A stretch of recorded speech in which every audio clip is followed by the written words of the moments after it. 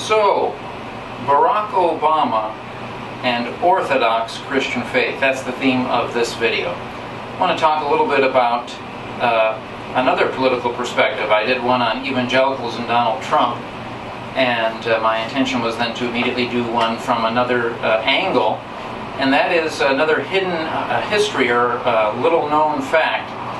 When he was asked, Barack Obama, who his favorite political philosopher was, he named the favorite political philosopher of another person, Jimmy Carter. Now, he didn't mention Jimmy Carter by name, but he just so happened to mention the same person that Jimmy Carter mentioned. And this political philosopher that they both looked to as people who would help form their political philosophy was, first of all, a pastor. A pastor for many years in the original denomination of the church that I pastor, or the original background, the German evangelical background. And after being a pastor, he went on to be a seminary professor. His name is Reinhold Niebuhr. He is a part of a team of brothers, actually. His brother was a professor at Yale, Richard Niebuhr, and they were both very well known and respected Christian thinkers.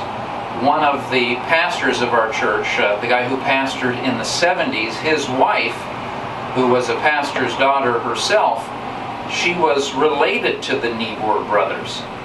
And this particular political philosopher is interesting to think about because he really bases his whole political philosophy, the philosophy that shaped Barack Obama and Jimmy Carter, on an Orthodox Christian belief, and not just an Orthodox Christian belief, but a very specifically Orthodox Protestant belief.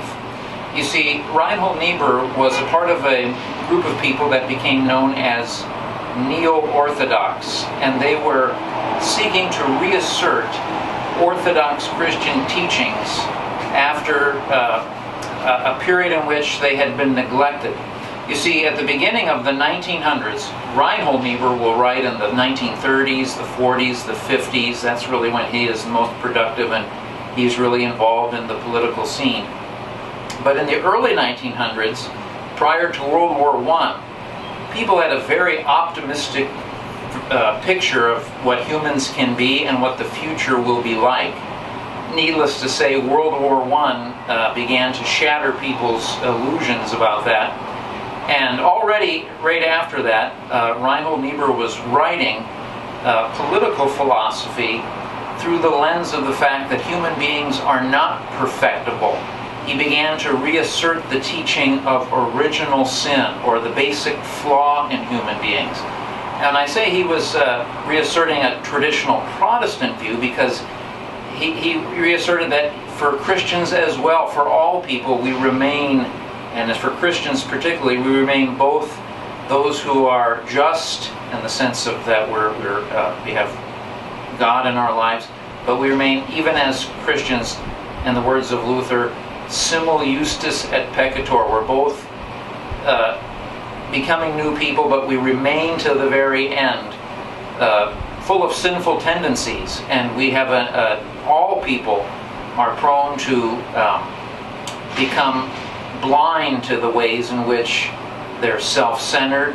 In fact, he would later on in the 50s do a book in which he said that's the basic human problem, is being turned in upon himself.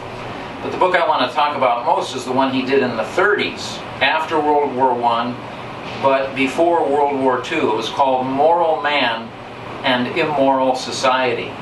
And one of the things he said in that book is that one-on-one, people will be good to you in a lot of ways. You know, and you think about it, when you're out on the streets, you can be from different backgrounds, different socioeconomic positions in life, different people that you run around with. We call those things oftentimes social class, race. You know, there's various names for the ways in which people live their lives, the things that mark them out. And but one-on-one, when people are out and about, they are generally good to each other. But what he said is that when it comes to groups, these groups take on a life of their own and bring out the worst in humanity oftentimes, because we become very blind to the ways in which we protect the status of our group, the lifestyle that we're used to, and we're blind to the ways in which other people may not be being treated fairly or rightly. And he does a really interesting, in that book, Moral Man and Immoral Society, he shows how in the feudal system, the people who were the landowners, who had the serfs, they did little things for the peasants, and they were often thought that they were benevolent, but they were blind to the ways in which they were using those people. And he, not just the Middle Ages, but he goes all the way back and he looks at the different ways in which human societies work themselves out into different groups. And he shows how invariably it's been throughout history that groups have used and abused each other. It's not anything new. That's human nature. He's saying we're sinners by human nature. And this sin nature expresses itself in everything. And so it just makes sense. It's going to express itself in groups. And so he picks up a political idea that isn't original with him. It's one that's in the air at the time in which he's writing. It goes all the way back even to the times of the founding of our church. And that is that power checks power. You think about our own government, the way it's set up. It's set up with checks and balances. And so you have these three forms of government serving to check the power of the other. Our government is based on, in fact, he wrote a book, The Children of Light and the Children of Darkness, all about a basis for democracy. And he says famously that democracy is possible because of our capacity for justice, but democracy is necessary because of our capacity for injustice. And there you see that sinner and saint thing going on there, that humans are a mixed bag and that we need these checks on power. Even you think of our Bill of Rights. They're given in the Constitution to protect us from the majority so that we can have freedom of speech even if everyone doesn't like it. And that serves as a check on the power of the majority to rob us of our rights. And so you can see that how this particular philosophy would work out for those who in politics believe that there's a role for things like, say, trade unions, for people to form unions in order for the workers to be able to have some way of checking the power of the management and of the owners.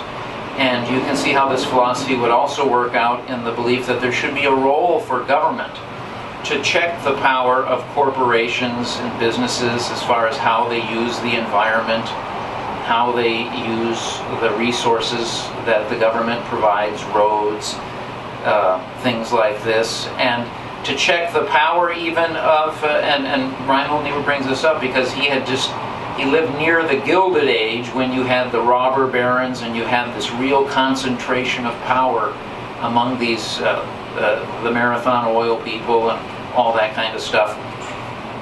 And so the argument then for the government checking the power of those who have the resources to exercise monopolies and control in ways so that that power is being checked.